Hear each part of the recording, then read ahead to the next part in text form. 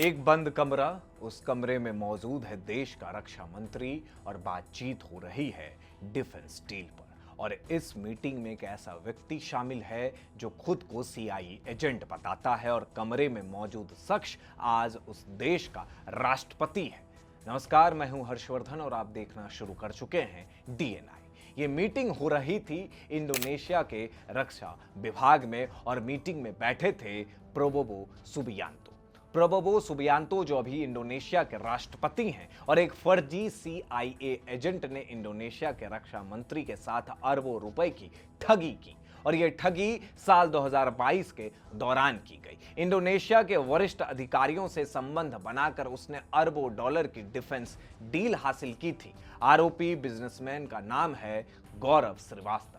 Organised crime and corruption reporting project यानी OCCRP और इंडोनेशियाई पब्लिकेशन टेम्पू की एक ज्वाइंट इन्वेस्टिगेशन के अनुसार गौरव श्रीवास्तव ने इंडोनेशिया अधिकारियों और बिजनेस जगत के लोगों से खुद को सीआईए का एजेंट बताया था।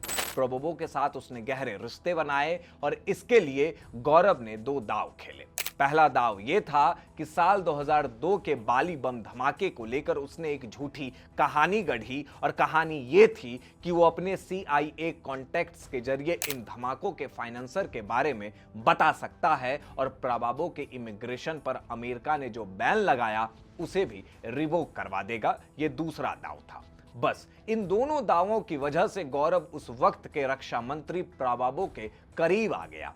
टेम्पो के रिपोर्ट के अनुसार डच ऑयल ट्रेडर नील्स ट्रोस्ट ने कहा कि वो 2022 के मध्य में गौरव श्रीवास्तव के साथ वेस्ट जावा के हैम्बलैंग के गरुड़ यक्ष स्टेट स्थित प्रोबोवो सुबियांतो के आवास पर गए थे और गौरव प्रोबोवो के बारे में कई ऐसी बातें जानता था जिनकी जानकारी बेहद करीबी लोगों को ही थी। अब आप सोच रहे होंगे कि आखिर डील हुई क्या, तो चलिए अब उसी पर बात करते हैं।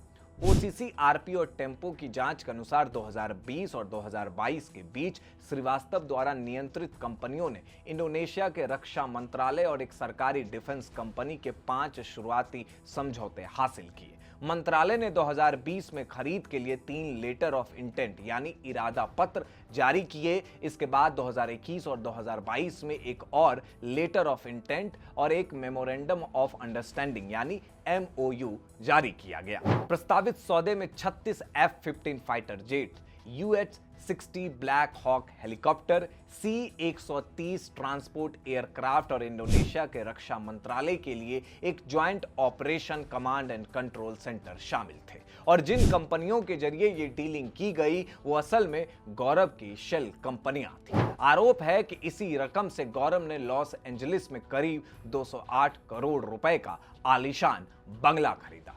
अमेरिका में उसके खिलाफ 2024 से धोखाधड़ी समेत कई मामले दर्ज हैं। इंडोनेशिया के रक्षा मंत्रालय के प्रवक्ता रिको ने कहा कि जिन रक्षा सौदों पर बातचीत हुई थी वो अंतिम समझौते तक नहीं पहुंची और इस डील को लेकर अब इंडोनेशिया के रक्षा विभाग की तरफ से जो भी बयान आ रहे हो असल में वो लिपापोती है। अगर घाटा नहीं होता तो ये मामला इतना बड़ा नहीं बनता। गौरव श्रीवास्तव के ऊपर जो केस हुए वो अमेरिका में हुए, उसकी कंपनी और उसके पार्टनर्स को लेकर हुए। तो इसी केस की वजह से ओसीसीआरपी ने अपनी इन्वेस्टिगेटिव जर्नलिज्म की और ये दावे बाहर आए।